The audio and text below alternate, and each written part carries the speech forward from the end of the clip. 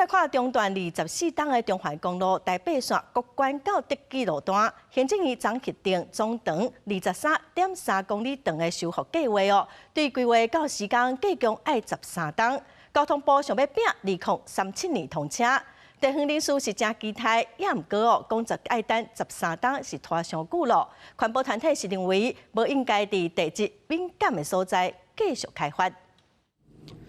921大地动了后，中华公路台北线高关路段已经长期超过24年。行政院礼拜五通过福建可行性研究，这路段全长23.3公里，新增加9座桥、6座泵坑，总经费205.6亿，时间期8年，要拼2037年通车。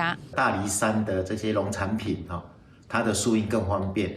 另外，它还把东部秀林乡的太鲁阁国家公园把它的这个观光资源这个整合成一气所以对于东部的观光发展也非常的重要。当地代表指出，大家可等这条路，中环是当地人就医、就学、就业的重要道路，所生产的水果、茶米等等产值有40亿，嘛期待赶紧来通车，缩短运输时间。认为要等到2037年，实在伤久。因为前面已经24年，你后面还13年，这个确实是比较久。我们希望说，可以把那个时间再缩短。款团认为，中环这么长久以来拢无法度通车，就是因为地质脆弱，即马无可能一时间变好。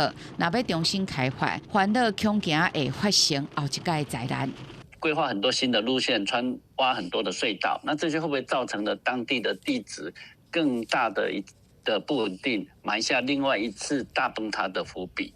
占算规一期2050净零排放是政府重要的方向。中环福建的大工程会制造搁较侪碳排，鼓励搁较侪燃油车来行，无认为这是好，而且有经济效益的做法。